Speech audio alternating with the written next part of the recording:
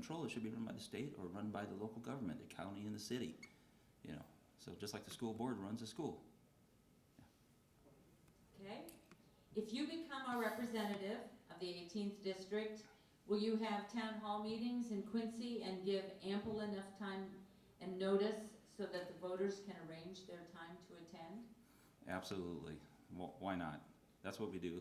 I have a friend, acquaintance, that ran for office, and he runs a district for the state, and his name's Tom Bennett, and I don't know where he stands on everything, but he attends everything. He goes out there. He goes to all the churches. He visits a church. I saw him at our church one time. I said, "What are you doing here?" You know, and he visits churches. He goes to all the pancake things. And I thought, man, this is all politics. I don't know. I've never ran for politics before. I don't know if I told you that. So, but it's the way to learn what the people are wanting, what the people are needing and saying. We knocked in 3,000 doors when I went around and got the petitions. We did that ourselves. I had a team of people doing it, but they were with me. One guy went on his own because he was away from Lake and up in that area helping, but they were with me. We were all together, and I got to learn what the people wanted and what they said and what they were thinking, and that's what we need. Yes. You better get used to pancakes and sausage. Already there, I think so. Where do you stand on abortion? I'm pro-life. Life starts at conception. That's key to me. I mean, there's no room for compromise there. I mean, if the child's already dead, if the child is a tubular pregnancy, yeah, I mean, there are exceptions in that case, and you better be darn sure that doctor's right before he takes the life of your child. But I am definitely pro-life. I'm probably right of pro-lifers, so yeah. Thank you. Agriculture is very important to the 18th Congressional District. The American taxpayer for the last several years has paid an ethanol subsidy and more recently has started paying a portion of a farmer's crop insurance. In your view, what is the proper role of government in supporting farmers? The proper role of government, a federal government is what we're talking about, is to stay out of people's lives and protect us and so we can run. Subsidies, generally not forced subsidies. I grew up on a farm for 20 years. My best friends are farmers. And the Farm Bill in 2014 got rid of the direct payment, which was a mistake to do. So, but as far as when it becomes a national security item and having a stable food supply, that may be the role of the federal government to do that. And the two things that the government might be would be food supply and energy, is as far as being able to make sure we have a stable supply. And so on the insurance, yes, that gives us stability within our food. I would have to look into the ethanol a little more. I know we do subsidize it, but I'd have to look into that to see if I would support that or not, because I believe in a free market environment. But as long as it's national security, I think that maybe that's the case, what we need to do. Okay. Would you advocate for requiring a picture ID for everyone when voting in an election? Yes. You have to have a picture ID for about anything else. Why don't you when you do one of the most important things that this country provides, is the ability to vote your people. Yeah, fraud, that's one way to get rid of voting fraud. I truly believe that. And it's ridiculous not to have your picture ID for voting. So I support an ID. I don't support a federal. That would be handled by each of the states like the elections are now. So, yeah. Where do you stand on the CIR immigration reform? What would you do with the millions of undocumented aliens currently in the U.S.? Illegal aliens make up, 9 million of our jobs right now? They're doing 9 million jobs. They're taking those away from Americans. Depending on which source you look at, they send between $60 and $120 billion back to their country. That supports that supports that country's economy, and that's money taken out of this economy. We need to follow the laws on the books, secure our borders, and we need to make sure that we are not hiring illegals for jobs here.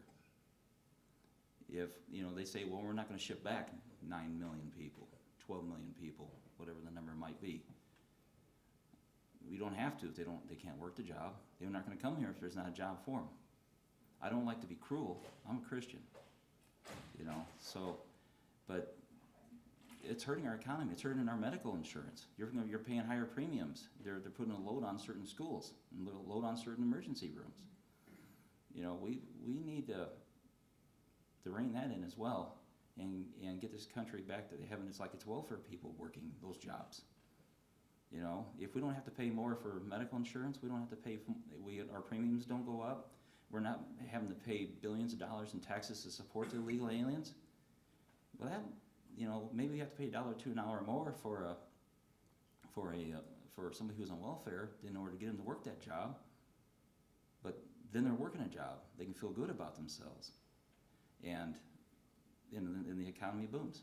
I truly believe that they need to go back, and that's I feel that's cruel to say as a Christian, because you want to help everybody, but you can't bring in everybody. So. Thank you. Would you vote to repeal the Affordable Care Act? Explain why or why not. Yes, I would vote to repeal the Obamacare. It's, to me, the biggest thing. Maybe I don't understand some things in government, some things in law, but that was sent to the Supreme Court. The Supreme Court rewrote the law. They're not the legislative branch; they're the judicial branch. That, to me, is unconstitutional. If you want a law written, that goes to Congress. If you want a law judged, that goes eventually to the Supreme Court. And they are not to rewrite the law to make it fit. So to me, it's unconstitutional. It's also wrong to make Americans buy something they may not want. So, yeah. Okay. Would you support legislation that requires Congress and the entire federal government to abide by all laws passed by Congress and signed into law? Yeah, they don't now? I don't know. No? So,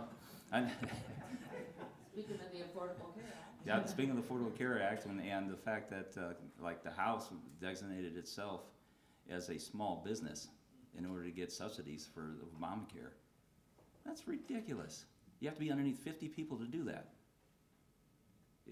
And there was a subpoena, a suit drawn through in a subpoena to a committee just recently to see if they could find out who signed these papers that said we're a small business, and it failed in committee. You ought to look that up and see who voted for and voted against that. So yeah, definitely you explain that a little further.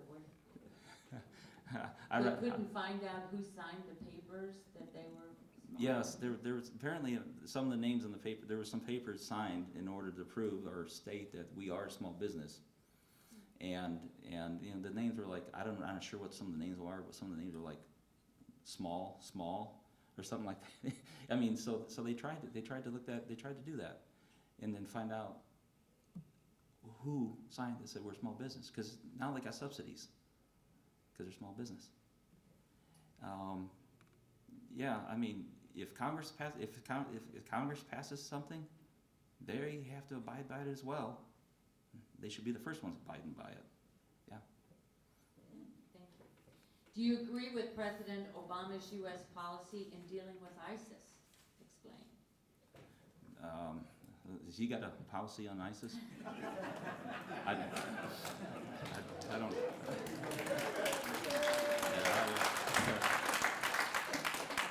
ISIS is Obama's creation. leaving Iraq early caused ISIS in Iraq. Okay? What do we do now? I'm always for peace first. You have to have peace first. You never want war. War is always the last thing you do. But if you're going to do it, you go in hard and do it hard. You don't go in small. So, I mean, I couldn't explain to Obama's what he's doing there. Yeah. Not a lot. Yeah. Will you support increasing the debt ceiling next time it comes up for a vote? No. Is it, I don't think is it more important to bring home the bacon or secure liberty for our district, state, and country? Bring home the bacon.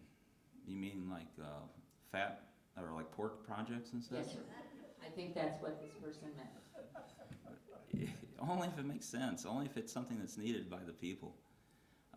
We got a budget. We need to cut that budget and get it back, get it balanced. Pork projects just because it can give some people jobs. I don't see it. The government doesn't create jobs. Government costs jobs. So, but yeah, I mean, if there's a good project, you know, I think we need more. You know, when I lived in Illinois and we tried to get over to Iowa, we'd go over to Missouri. There weren't very many bridges, so we had to go around. We had to go Burlington, or you know, I mean, it was. I mean, I could see another bridge in there, but you know, but no, it would have to make sense. I'm not going to do it just to create jobs. It has to make sense. Okay, thank you. Would you support and vote for a conservative House member running against John Boehner for Speaker of the House? Yes, absolutely. I don't think I don't want to talk. Ronald Reagan said never to talk ill about another Republican, so I won't do that.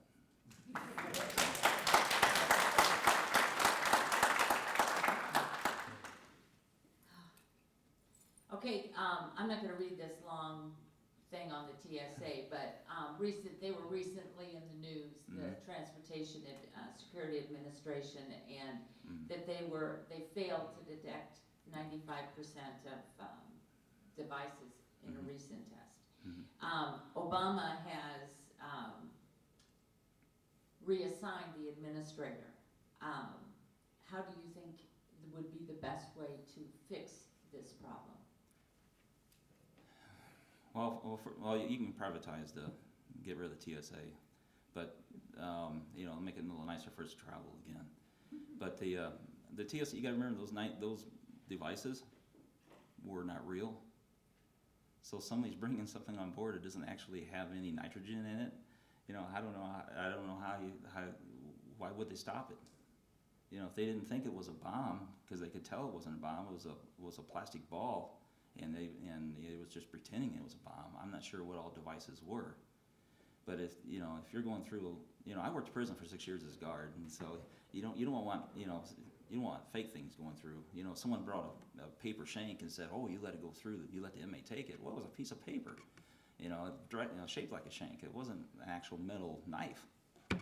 So, but I would have to find out exactly what those devices were because they were not real devices. Now, if they let 95% of real devices go through, I'd have concern. So, yeah, but I'd have to look at that a little